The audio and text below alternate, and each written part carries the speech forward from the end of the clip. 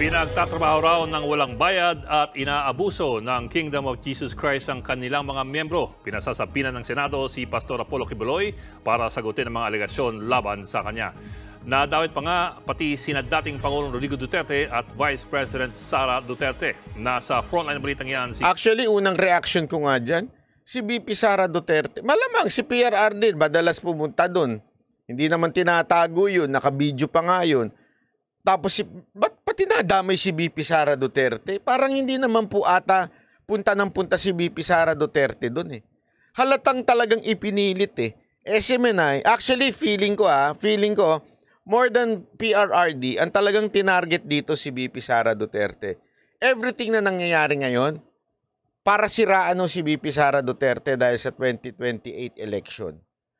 Kaya lang, talagang tatamaan si Kibuloy, tapos tatamaan yung tatay, tapos biglang babandas papunta sa kanya. 'Di ba? Ganun eh. Di ba hindi naman masyadong ewan ko kailan lang siguro nagkita yung si VP Sara Duterte at si Kibuloy. Hindi ho ganyan. Hindi ho, ewan ko, iba ho sila ni PRRD pero si VP Sara Duterte hindi ho mahilig sa ganyan. At ang alam ko at alam din ng lahat ng mga lalo na mga taga Davao, hindi porket kaibigan ni Pangulong Duterte, kaibigan ni VP Sara Duterte. Maaaring nagpunta lang siya doon to, alam mo yun, courtesy ba? Okay? Pero not really katulad ni PRRD na merong relationship na pakakaibigan kay Kibuloy. Pero dito kay VP Sara Duterte, parang, ano to? Basta lang ma-shoot, parang kay Las Cañas. Di ba ganun na nangyari? Hindi kasali si VP Sara Duterte noon. Biglang ngayon, alam nilang malakas sa 2028, sinali na nila. This time, hindi naman talaga kasali si PRR. Di ba, pag nababanggit si Kibuloy, laging nababanggit sa news si PRRD.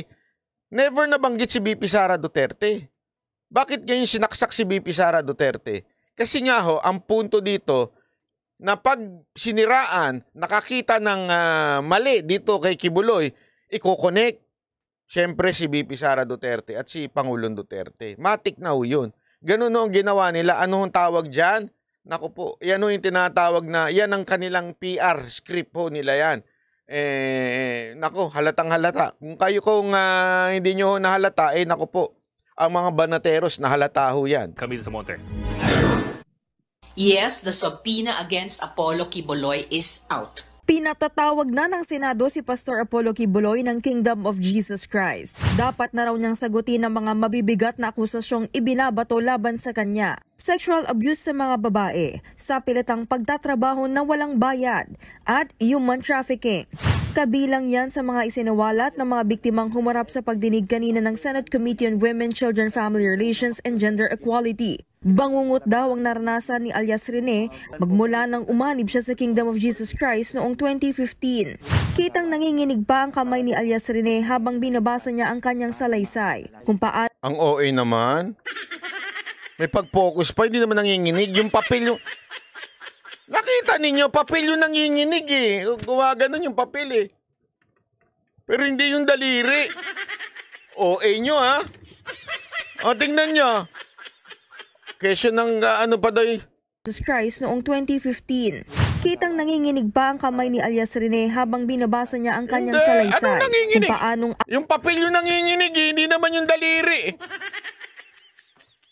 Pinaggagago tayo ng news na to Ang alok sa kanyang scholarship ay humantong sa sapilitang panlilimos sa lansangan. 3,000 piso ang kota kada araw at kapag hindi naabot, dusa ang sasapitin. Nagpanggap po akong pipi at bingi. Kung hindi ko po ito maabot, ay papaluin po ako at di pa ako papakainin. Pagtungtong ng Burmans, 1.5 million pesos ang kanilang kota sa pamamalimos. Magamit din po kami ng mga fake charity para mas nakakaawa kami tignan.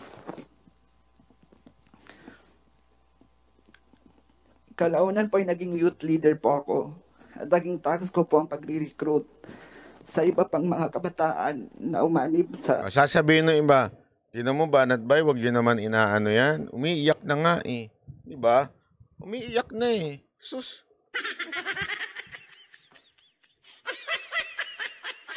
Hindi naman sa sinasabi natin, lahat na sinasabi niya mali But don't ever forget, for a lie to be believable, kailangan i-mix yan ang konting truth. O, lagi nyo tatandaan yan. Ganyan ho ang mga asawa eh. Tama ho ba mga lalaki na nakikinig dito?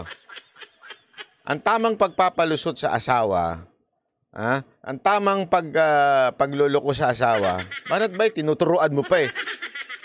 Hindi mo lahat sasabihin ng puro kasinungalingan. Dapat may konting katotohanan. Tapos, hahaluan mo, doon mo na isasama yung kasinungalingan. Ganun, para maging believable ang kasinungalingan. Kailangan may konting kakatotohanan. Halimbawa, saan ka galing? Sa opisina. Oh, sa opisina naman talaga ako galing Oh, dumaan ka sa opisina, 'di ba? Galing ka sa opisina. Pero balik kasi yung tanong saan ka ba galing bago ka dumating dito? Yon. Ibig sabihin, may sinegue ka. Oh. Pero sa totoo naman, opisina. Oh, galing sa opisina, sumegwe nga lang. Oh. Ba't ganon? Oh, bakit ngayon ka lang umuwi? Oh, di ba? Marami akong ginawa sa opisina. Alam mo naman, drami namin trabaho doon. Talagang naghahabol kami. O, totoo yan. Totoo yun. Pero, hindi naman talaga yun ang tunay na dahilan kung bakit ka na late. Pero syempre, hindi mo naman sasabihin na sobrang kasinungalingan kagad na sasabihin mo, hindi kasi meron akong pinuntang kaibigan, tapos doon sa kaibigan ko na yun, marami kaming ginawa. Tinapos namin yung project namin, ganyan-ganyan. Hindi mo siyempre sasabihin yun. Ano sasabihin mo? Yung totoo. Pero meron talagang kasinungalingan doon. Totoong marami kayong ginawa sa opisina, pero sumegway ka. Di ba? Tama, mali. So, ibig sabihin ko po, hindi ko sinasabing, lahat ng sinasabi nitong, aminado naman siyang ang pangit kasi pag sinabing bakla Hindi, siya naman nagsabi, hindi po ako hindi ho panlalait yun ulitin ko, hindi ho panlalait yung salitang bakla Kaya lang kasi, ano ho ba ang Tagalog ng LGBTQ?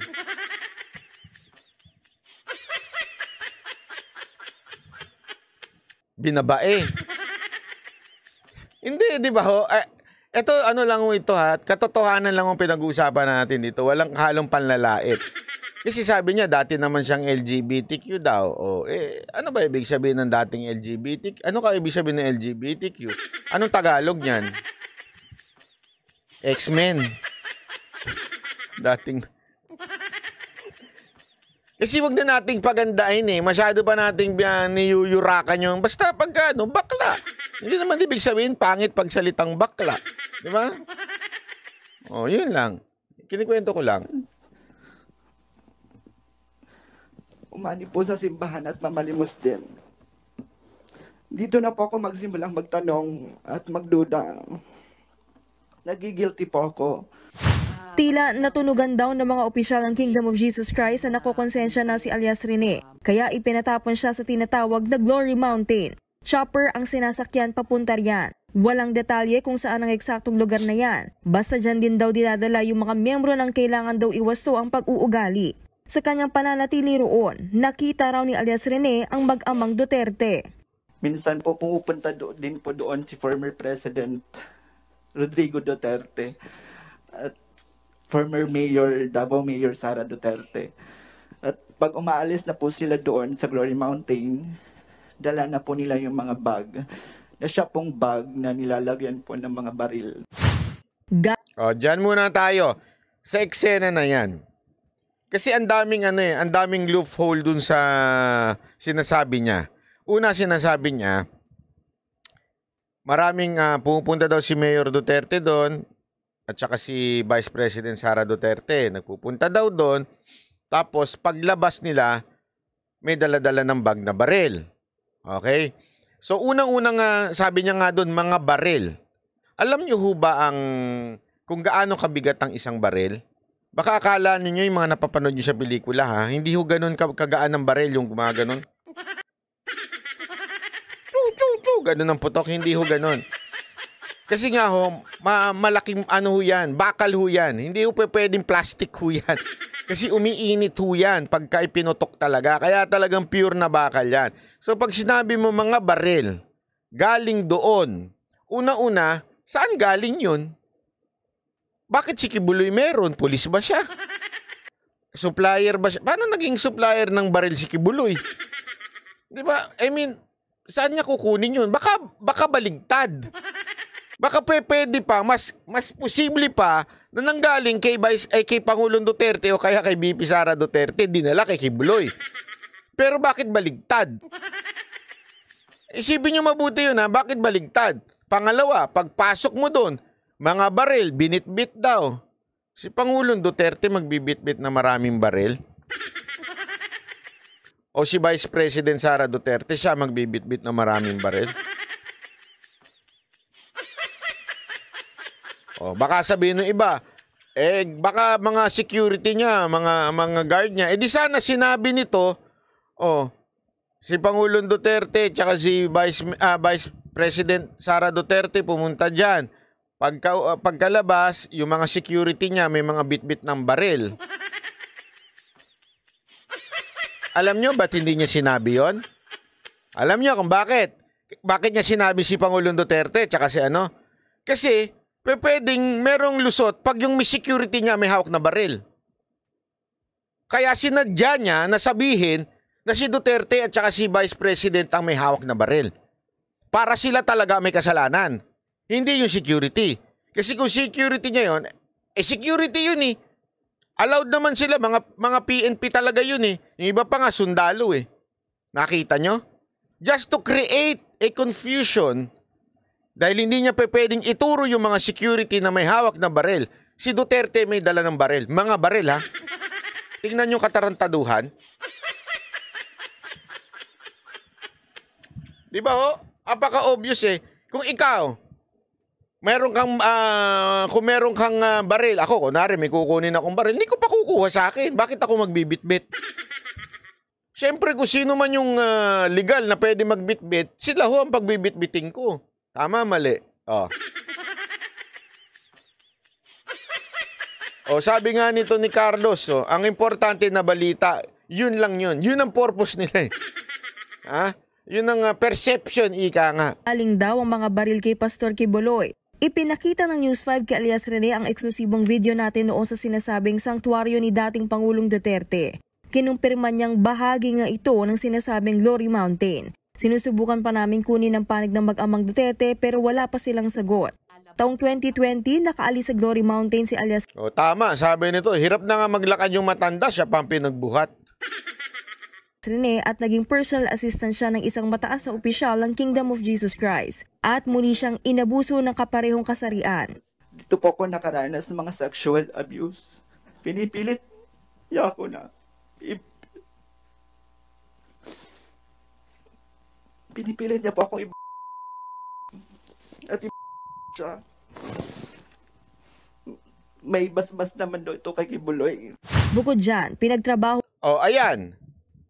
Ako, hindi ko sinasabing hindi totoo yan, ha? Pero yung sabihin mong may basbas daw ni Kibuloy, sandali, bakit ka kagad maniniwala na may basbas kagad ni Kibuloy? Di ba ho? I mean, ang dali-dali naman eh. Kasi tandaan ho natin, sa isang malaking organisasyon, meron at meron dyan tarantado. Mapaano mang ano yan, mapaano mang relihiyon yan, maano pa bang organisasyon yan, meron at meron dyan loko-loko. Di ba? At meron diyang gagamit ng pangalan ng mga nasa taas para mang-abuso. Hindi ko sinasabing totoo. Yung sinasabi niya, hindi ko rin sinasabing hindi totoo. Pero ang maliho dito, yung paniwalaan mo kagad, kasi sabi ng may basbas ni Kibuloy. Para maniwala ka kagad, sana man lang medyo inalam mo kung talagang sinabi ba ni Kibuloy na galawin ka? Parang, di ba? Hindi naman po ata tama yun, sir. Hindi naman po ata,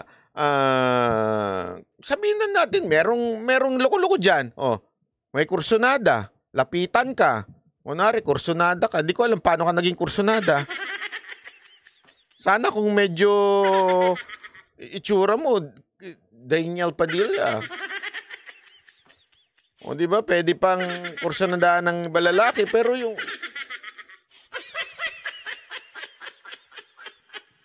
hindi naman sa nilalait ko itsura niya, ha? Pero halimbawa lang, kung may talaga lumapit sa'yo, tas ginamit lang si Kibuloy, ang bihira sa Pilipinas pa naman. Hindi totoo, sa Pilipinas pa naman. Traffic nga eh. Sino ka? Driver ako ni General. Sinong General? Basta si General. Driver ako ni Senador. Sinong Senador yan? Basta si Senador. Ito, kausapin mo. Senador. Ito dumaan lang ako sa busway kasi pinamamadali mo ako. Ito, si Senador. Di ba? Tayo mga Pilipinong hilig gumamit ng ganyang pangalan eh. Ang hilig natin mang name drop, ika nga. Di ba? Ito, kasi intusan ako ni sino? Ang kilala ba si PNP Chief? Ito si PNP Chief sa telepono. Kausapin mo. Tama, mali. Di ba? Huwag naman ganon. Nang walang bayad, si alias Rene bilang researcher ng SMNI. Nang hindi na makayanan ng pang-aabuso, umalis na siya sa SMNI. Sinigundahan naman ng mismong apo ni Kibuloy ang mga akusasyon ni alias Rene. Siya si alias David. Nagtrabaho din daw siya bilang cameraman sa SMNI at nakaranas din ng torture. 10 years na nakaraan, pero naalala ko pa rin yung pangbababoy na ginawa nila sa akin. Nilagyan nila sino yung mata ko. Nilagyan nila na sino yung ari ko. Nilagyan nila sino yung bibig ko. Depensa naman ng full-time miracle worker ng Kingdom of Jesus Christ. This is a religious organization, a corporation soul, so we don't have salary, but we call them honorarium. We are serving. Alam mo, ito correct kasi ito eh. Kasi naalala ko ito nung nasa youth pa ako. Lahat doon talaga namang walang pilitan. Kung gusto mong sumali ng worship team, kunwari gusto mong, ang tagal ko doon nagtrabaho, hindi naman nagtrabaho, ibig sabihin, ang tagal kong, basta, hindi ko na lang sasabihin kung ano ginagawa ko doon. Basta, may hawak ng worship team ng youth namin, hindi ko kami sumasahod doon. Kasi it's a voluntary, it's a church. Voluntary. Kung ayaw mo, di umalis ka. Ganun lang kasi, tama siya eh. This is a church. Anong gagawin mo? 'Di ba? Ngayon, ibig mo ba sabihin, tama yan, banat bay na ganito? Sandali ho, church ho yan. Anong gagawin natin? Kaya nga yumayaman ng church. Hindi ko sinabi sila. Hindi, alam nyo, kasi totoo naman yan. Even in the New Testament, remember yung mga disciples noon, mga unang lahat sila, ibinebenta nila yung lupa nila. Ibinebenta nila lahat ng pagmamayari nila, ibibigay nila doon sa mga disciples para gamitin sa ministeryo. Ganun talaga eh. Di ba? Kaya nga yung dalawang nagnakaw na mag-asawa, patay on the spot yung nagsinungaling. Naalala niyo yun sa Acts, nandun yun. Basahin nyo. So, voluntaryo talaga. Hindi na muna natin yan. We cannot fight over it. Bakit? It's a church. What can you do? Bakit sila tax-free? It's a church.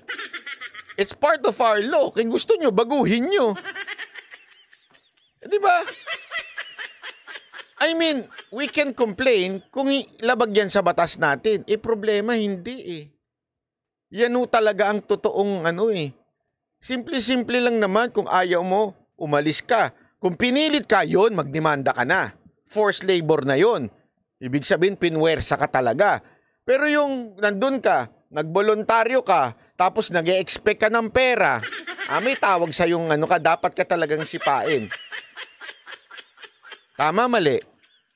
Kasi may ganyan talaga sa church eh. Ay, nag-volunteer ako, so dapat meron kaming pakainin kami. Hindi. Sa amin pa nga naalala ko, labas kami ng pera, kami sarili namin. Kakain kami lang. Walang reimburse. Walang ganun. Ewan ko sa ibang church pero doon sa church namin walang ganun. Kahit nga yung pastor namin is living by faith eh. Nung time na yun, yung sa una kong inatenan, ganun. Ibig sabihin wala talagang bayad. Wala. Okay? Sabi nga nito, you're doing it for God. That's what you believe. Okay? Una-una, hindi ko sinasabing pinaniniwalaan ko yung sinasabi ni Kibuloy o pinaniniwalaan ko yung yung fate nila Kibuloy. It's not that. Pero you cannot question if yung mga worker nila are free. That's a problem. Malaki ho. Kailangan, alam mo ang problema kasi dito, naging politika na. Naging politika na ho. Baka sabihin ng iba, bakit sila nagfa-function as a commenting on politics o sumasawsaw sila sa politika? Wala. Kasi alam nyo, eto ha, ulitin ko lang, marami ho kasi ditong gamit ng salitang there's a separation between church and the state. Mali. Tama yun, separation of the church and the state sa batas. But it doesn't mean the church cannot say their own opinions about the country. Yan ang problema kasi yung iba, basta lang makakote. Meron separation of the church and the state. Sa legal ho lang ho yun. Hindi ho yun kasama sa mga opinion. Hindi ho ibig sabihin, hindi magsasalita yung mga membro. Kung gusto nila magsalita sa bansa, kahit ho sila anumang church niyan, Pilipino pa rin ho sila. May karapatan silang makialam sa ating bayan. Tutuktukan ko kayo, gamit kayo ng... Alam mo yan kasing hilig ng mga Pilipino, gamit ng salita na hindi naman alam. Ang ibig sabihin, separation of church and the state. Pero pagka Senate hearing na, hindi na siya separated. Because this is voluntary, this is being a missionary, so this is not actually employment. Gate naman ang chairperson ng komite na si Senator Risa Hontiveros. Malinaw na may human trafficking at labor exploitation sa SMNI. Kailangan din talaga yung patuloy na pag-inspect dito, di lamang ng DOJ, pati ng DOLE. Kasi kung ano yung aspeto. Ito naman, may...